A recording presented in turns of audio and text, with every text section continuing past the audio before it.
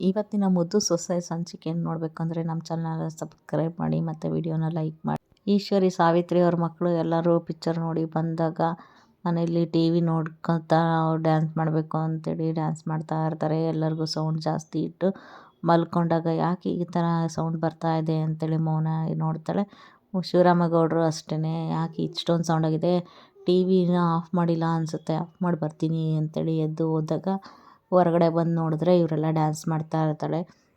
ನಿಲ್ಲಿಸು, ಏನಿದು ಈ ಥರ ಮಾಡ್ತಿದ್ದೀರಾ, ಮನೇಲೆಲ್ಲ ಮಲ್ಕೊಂಡಿರ್ಬೇಕಾದ್ರೆ ಇಷ್ಟೊತ್ತಲ್ಲಿ ಏನಿದು ಅಂತ ಕೇಳಿದಾಗ ಈಶ್ವರಿಗೆ ಮತ್ತು ಸಾವಿತ್ರಿಗೆ ಇಬ್ರಿಗೂ ಹೇಳಿ ಉತ್ತರ ಕೊಡ್ತಾಳೆ ಮೌನಂಗೆ. ನೋಡಿ ಅದಕ್ಕೆ ನಾವು ಚೆನ್ನಾಗಿರ್ಬಾರ್ದ, ಏನೋ ಮಕ್ಕಳು ಖುಷಿಯಾಗಿರ್ತಾರೆ ಅಂತೇಳಿ ನಾವು ಸುಮ್ಮನೆ ಇದ್ದೀವಿ ಅಂತ ಹೇಳಿದಾಗ ನಮ್ಮ ಮಾತು ಕೇಳಲ್ವಲ್ಲ ಅವರು ಅಂತೇಳಿ ಈಶ್ವರಿ ಹೇಳ್ತಾಳೆ.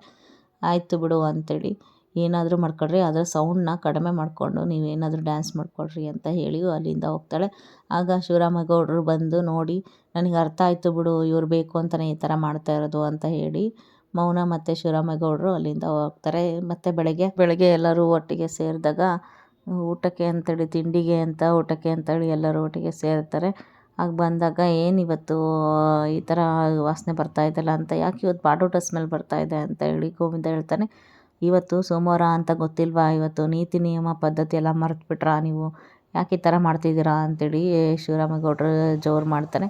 ಆಗ ಏನಿಲ್ಲ, ವಿನಂತಿಗೆ ಇಷ್ಟ ಅಂತೆ, ಇವತ್ತು ಮಾಡಬೇಕು ಅಂದ್ಲು, ಅದಕ್ಕೆ ಅವಳು ಅಪರೂಪಕ್ಕೆ ಹೇಳಿದ್ದಕ್ಕೆ ಮಾಡಿದ್ವಿ ಅಷ್ಟೇ ಅಂತ ಹೇಳಿದಾಗ, ಹೌದು ಏನಾಯ್ತು ಈಗ, ಬೇರೆ ಎಲ್ಲ ನಿಯಮನ ಮುರಿಬೋದು, ಇದನ್ನೆಲ್ಲ ಮಾಡಬಾರ್ದಾ ಅಂತ ಕೇಳಿದ ತಕ್ಷಣ, ಈ ಮನೇಲಿ ಇರೋರು ಇರ್ಬೋದು, ನನ್ನದು ಇದು ಮನೆ, ನನ್ನ ಋಣದಲ್ಲಿ ಎಲ್ಲರೂ ಇರೋದು, ಬೇಕು ಅಂತೇಳಿದ್ರೆ ಹುಲಿಕೆರೆಯಲ್ಲಿದೆಯಲ್ಲ ಅದು ಬೇಕಾದ್ರೆ ಭಾಗ ಇದೆಲ್ಲ, ಅಲ್ಲಿ ಬೇಕಾದ್ರೂ ಹೋಗಿ ಅವ್ರು ಇಷ್ಟ ಬಂದಂಗೆ ಏನು ಬೇಕಾದ್ರೂ ಇರ್ಬೋದು, ನೀವು ಬೇಕಿದ್ದರೆ ಅಲ್ಲಿಗೆ ಹೋಗ್ಬೋದು ಅಂತ ಹೇಳಿದ ತಕ್ಷಣ ಸಾವಿತ್ರಿಗೂ ಮತ್ತು ಈಶ್ವರಿಗೂ ಇಬ್ಬರೂ ಬೇಜಾರು ಮಾಡಿಕೊಂಡು, ಏನಾದರೂ ಮಾಡಿ ನಮ್ಮ ಬುಡಕ್ಕೆ ಬಂದುಬಿಡುತ್ತೆ, ಏನಾದರೂ ಮಾಡಿ ಸರಿ ಮಾಡಬೇಕಲ್ಲ ಅಂತ ಹೇಳಿ, ಅಣ್ಣ ನೀನು ನನ್ನ ಇಷ್ಟು ವರ್ಷ ಗಂಡ ಸತ್ತಾಗಿಂದ ನನ್ನನ್ನು ಆಕೇನು ಅಂತ ಹಿಂದು ಮುಂದೆ ನೋಡದೆ ಕರ್ಕೊಂಬಂದು ಸಾಕಿದ್ಯಣ್ಣ, ನಾನು ಅದನ್ನೇ ಯಾವತ್ತೂ ಮರೆಯೋದಿಲ್ಲ ಅಣ್ಣ ಅಂತೇಳಿ ಹೇಳ್ತಾಳೆ.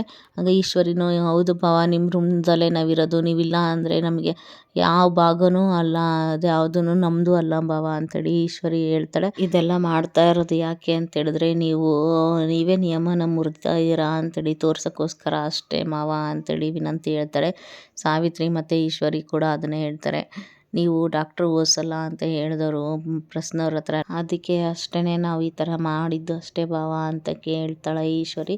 ಆಗ ಈಗೇನು ಮಾಡಬೇಕು ಅಂತೇಳಿ ಗೊತ್ತಾಗ್ತಿಲ್ಲ ನನಗೆ, ಏನು ಮಾಡಬೇಕು ಅಂತ ಕೇಳಿದ ತಕ್ಷಣ, ಆಯಿತು ಇದೆಲ್ಲ ಎಲ್ಲರಿಗೂ ಒಂದೇ ಇರಬೇಕಲ್ವ ಭಾವ, ನ್ಯಾಯ ಅಂದರೆ ಎಲ್ಲರಿಗೂ ಒಂದೇ ಥರ ಇರಬೇಕು, ಯಾರು ತಪ್ಪು ಮಾಡಿರ್ತಾವೆ ಅವ್ರಿಗೆ ಶಿಕ್ಷೆ ಆಗಲೇಬೇಕಲ್ಲ, ತಪ್ಪಿಗೆ ಶಿಕ್ಷೆ ಆಗಲೇ ಇಲ್ವಲ್ಲ ಅಂತ ಕೇಳಿದಾಗ ಇವರಿಗೆಲ್ಲರಿಗೂ ಖುಷಿ ಆಗುತ್ತೆ. ಆಯಿತು ಶಿಕ್ಷೆ ಆಗೇ ಆಗುತ್ತೆ ಅಂತೇಳಿ ಹೇಳ್ತಾನೆ. ಅದಾದ ನಂತರ ಎಲ್ರಿಗೂ ತುಂಬಾ ಬೇಜಾರಾಗುತ್ತೆ, ಏನು ಈ ಥರ ಮಾಡ್ತಾ ಇದ್ದಾರಲ್ಲ ಅಂತೇಳಿ. ಅಮ್ಮಮ್ಮ, ಏನು ಈಶ್ವರಿ ಮತ್ತು ಸಾವಿತ್ರಿ ಇಬ್ಬರೂ ಆ ಬಸರಿ ಹೆಣ್ಮಗಳ ಮೇಲೆ ಇಷ್ಟೊಂದು ಹಾಗೆ ಕಾರಿಸ್ತಿದ್ದೀರಲ್ಲ, ನಿಮ್ಗೊಂದು ಸ್ವಲ್ಪನೂ ಗೊತ್ತಾಗಲ್ವಾ ಅಂತೇಳಿ ಬೈತಾಳೆ. ಅದ್ಯಾವುದು ತಲೆಗೆ ಹಾಕ್ಕೊಳ್ಳಲ್ಲ ಅವರು.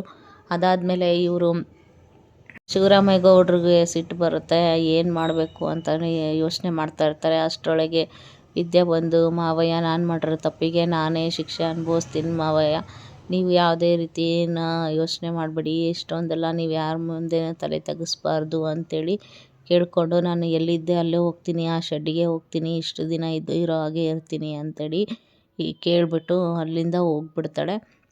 ಆಗ ಹೋದ್ಮೇಲೆ ಲಗೇಜೆಲ್ಲ ತಗೊಂಡು ಹೋಗ್ತಾ ಇದ್ದೀನಿ ಅಂತೇಳಿ ಹೇಳ್ತಾಳೆ.